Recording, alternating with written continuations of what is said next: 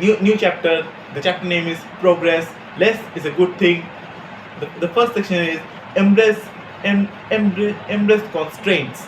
Okay, let's start it. I don't have enough time. I don't have enough money. I don't have enough people. I don't have enough experience. Stop this winning. Less is a good thing. Constraints are advantages of disguise. Limited resources force you to make do with what you have got. There's no room for waste, and that forces you to be creative. Ever seen the weapons prisoners make out of soap or a spoon, soap or a spoon. They make do with what they have got. Now we are not saying you should go out and change somebody, get creative, and you will be amazed at you, and you will be amazed at you can make with just a little. Writers use constraints to force creativity all time. Shakespeare revealed in limitations of sonnets for 14 line lyric poem in iambic pentameter with a specific rhyme scheme. Haiku and limericks also have strict rules that lead to creative results. Writers like Ernest Hemingway and Raymond Carver found that forcing themselves to use simple, clear language helped them deliver maximum impact. The Price is Right, the longest running game show in history, is also is also a great example of creativity born from embrace constraints. The show has more than 100 games, and each one is based on the question, how much does this item cost? That simple formula has attracted fans for more than 30 years. Southeast, unlike most other airlines, Southeast, unlike most other airlines, which fly multiple aircraft models, flies only Boeing 737s. As a result, every Southeast pilot, flight attendant, and ground crew member can work any flight. Plus, all Southeast parts fit all of it planes. All that means lower costs, a business that's easier to run. They made it easy on themselves. When we were building base camp, we had plenty of limitations. We had a design firm to run with existing client work. A 7 hour time difference between principals. David was going the program in Denmark. The rest of us were in the States. A small team and no outside funding. These constraints forced us to keep the product simple. These days we have more resources and people, but we still force constraints. We make sure to have only one or two people working on a product at a time, and we always keep features to a minimum. Boxing ourselves is the way prevents us from creating bloated products. So before you sing the not enough blues, see how far you can get with what you have. You are better off with a kick ass half than a half ass whole. Okay. Build half a product, not half a asset product. No, sorry. Build build half sorry, new section. Build half a product, new section. Build a half product, not a half assed product. You can turn a bunch of great ideas into a creepy product real fast by trying to do them all at once. You just can't do everything you want to do do it do it well. You have limited time, resources, ability, and focus. It's hard enough to do one thing right. Trying to do 10 things well at the same time, forget about it. So sacrifice some of your darlings for the greater good. Cut your ambition in half. You are better off with a kick-ass half than a half-assed whole. Okay. Most of your great ideas won't seem all the great ones once you get some perspective anyway. And if they truly are fantastic, you can always do them later. Lots of things get better as they get shorter. Directors cut good scenes to make a great movie. Musicians drop good tracks to make a great album. Writers eliminate good pages to make a great book. We cut this book in half between the next to last final drafts, from 57,000 words to about 27,000 words. Trust us, it is better for it. So start cropping, getting to a great starts by cutting off stuffs that merely good. Just start at the epicenter. New section. When you start anything new, there are forces pulling you in a variety of directions. There's are the stuff you could do, the stuff you want to do, the stuff you have to do. The stuff you have to do is where you should begin. Start at the epicenter. For example, if you are opening a hot dog stand, you could worry about the condiments, the cart, the name, the decoration. But the first thing you should worry about is the hot dog. The hot dog are the epicenter. Everything else is secondary. The way to find the epicenter is to ask yourself the question: if I took this away, would what I am selling still exist? A hot dog stand isn't a hot dog stand without the hot dogs. You can take away the onions, the relish, the mustard, etc. Some people may not like your toppings less dogs, but they would still have a hot dog stand. But you simply cannot have a hot dog stand without any hot dogs.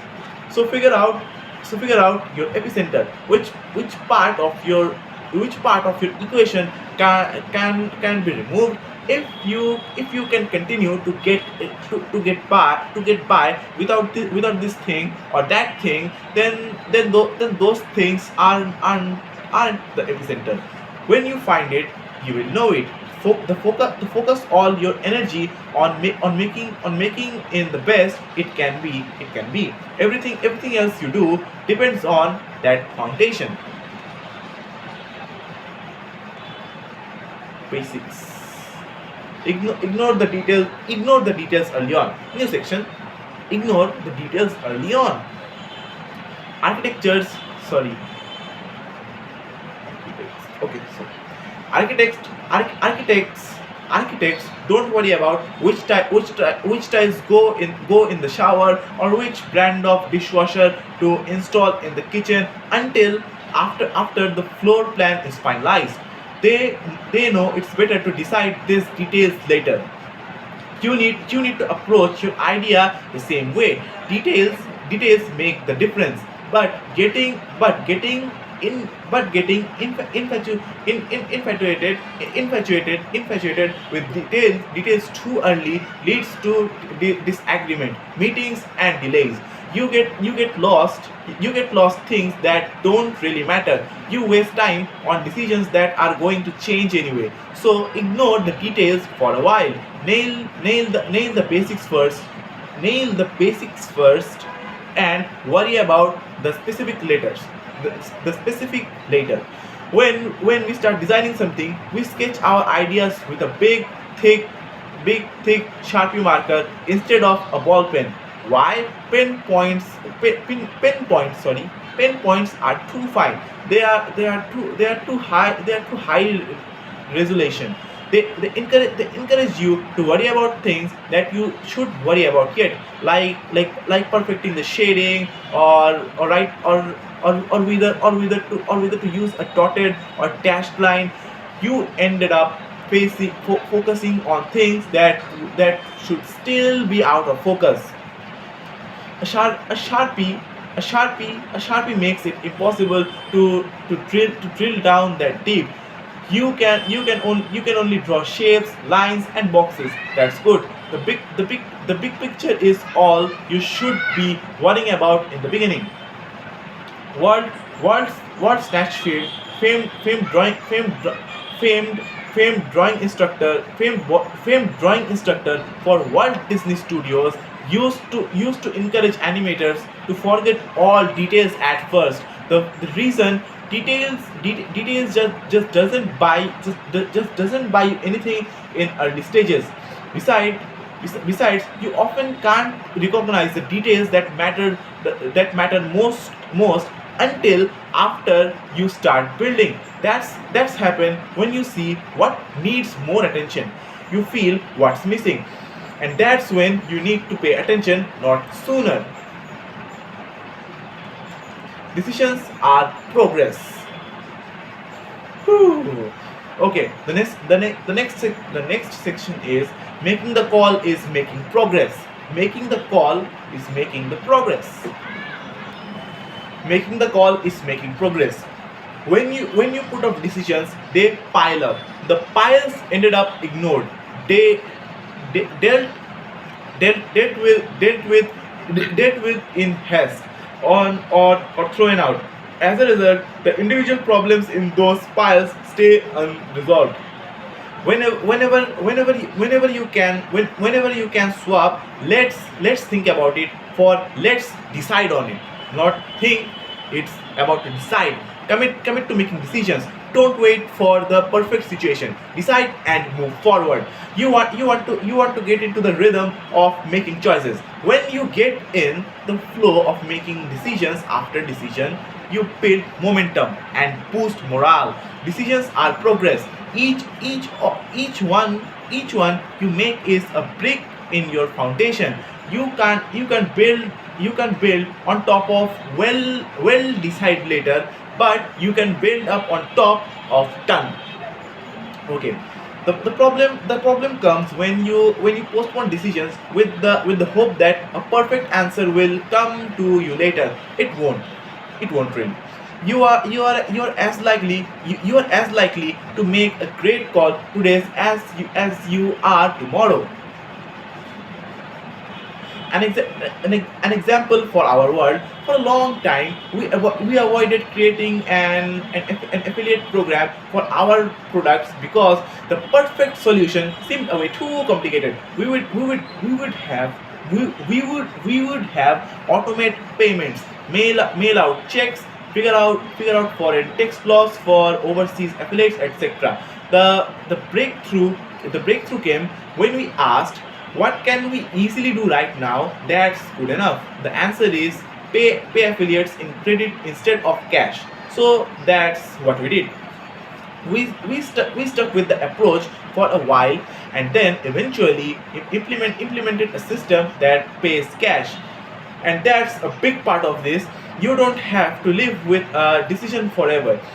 If you make a mistake, you can correct it later. It doesn't matter how much you plan, it still gets some stuff wrong anyway. Don't make things worse by overanalyzing and delaying before you even get doing. Long projects zap morale. The longer it takes to develop, the less likely it is to launch. Make the call, make the progress, and get something out now while you are got the motivation and momentum to do so. Okay, just start. Next section is be a curator. You don't make a great museum by putting all the art in the world into a single room. That's a warehouse. What makes a museum great is stuff that's not on the walls. Someone says no. A curator is involved, making decisions about what should stay and what should go. There's an editing process. There's a lot of stuff, lot more stuff off the walls than on the walls. The best is a subset of all the possibilities. It's the stuff it's the it's the stuff it's the it's the stuff you leave out that matters. So constantly look for things to remove, simplify, and streamline. Be a curator. Stick to what truly essential. Pare things down until you are left with only the most important stuff. Then do it again. You can always add stuff back in later if you need to. Zingerman's is one of the America's best known dailies, sorry, and it got the way because its owner think of themselves as curators. They are not just filling their shelves; they are curating them. There's a reason for every olive oil the team at Zingerman sales. They believe each one is great. Usually they have known the supplier for years. They have visited and picked olives with them. That's why they can vouch for each oil authentic, full bodied flavor. For example, look how the owner of Zingerman's describes Pasolivo oil on the company website, like that. I tested this oil for the first time years ago on a random recommendation and sample. There's a plenty of oils that come in nice bottles with very endearing stories to tell. This was no exception, but most simply aren't the great. By constant Pasolivo. By contrast, Pasolivo got my attention as soon as I tasted it. It is powerful, full and fruity. Everything I like in an oil without any drawbacks. It still stands as one of America's best oils, on par with the uh, great rustic oils of Tuscany. Strongly recommended. The owner actually tried the oil and chooses to carry it based on its taste. It's not about packaging, marketing, or price. It's about quality. He tried it and knew his store had to carry it. That's the approach you should take too. You being a curator. Okay. Throw less at the problem. Watch Chef Gordon Ramsay's kitchen nightmares, and you will see a pattern. The meanest at failing restaurants offer too many dishes. The owners think making every dish under the sun will broaden the appeal of the restaurant, instead of makes for crappy food, and creates inventory headaches. That's why Ramsey's first step is nearly allows to trim the menu, usually from 30 plus dishes to around 10. Think about that. Improving the current menu doesn't come first. Trimming it down comes first. Then he polishes what's left. When things are not working, sorry, doesn't come first. Streaming or okay. When things aren't working, the natural inclination is to throw more at the problem. More people, more time, and more money. All that ends up doing is making the problem bigger. The right way is the right way to go is the opposite direction, cut back. So do less. Your project won't suffer nearly as much as you fear. In fact, there is a good chance it will ended up even better. You will be forced to make through calls and sort out actually truly matters. If you start pushing back deadlines and increasing your budget, you will never stop. That seems like dopamine. Focus on what won't change. Okay. Okay. With that section, we ended up that focus on what won't change. A lot of companies focus on the next big thing. They launch on the what's hot and what's new. They follow the latest trends and technology. That's a full path. You start focusing on fashion instead of substance. You start paying attention to things that are constantly changing instead of things that last. Things that last. The core of your business should be built around things that won't change, things that people are going to want today and 10 years from now. Those are the things you should invest in. Amazon.com focuses on fast or free shipping, or free shipping, great selection, friendly return policies, and affordable prices. These things will always be in high demand. Japanese Japanese automakers also focus on core principles that don't change: re- reliability, affordability, and practicality. People wanted those things 30 years ago. They want them today, and they will want them 30 years from now. For 37 signals, for 37 signals, things like speed, simplicity, ease of use, and clarity are our focus. Those are timeless desires. People are not going to wake up in 10 years and say, man, I wish software was harder to use. They won't say, I wish this application was slower. Remember remember fashion fades away when you focus on permanent features. You are in bed. You are in bed with things that never go out of style. Okay. Till then, we are gonna finish with this picture that authors gives us in their book. Care doesn't matter. We start with inshallah. Tone is in your own fingers. With this section. Till then, we ended up here. Assalamu alaikum.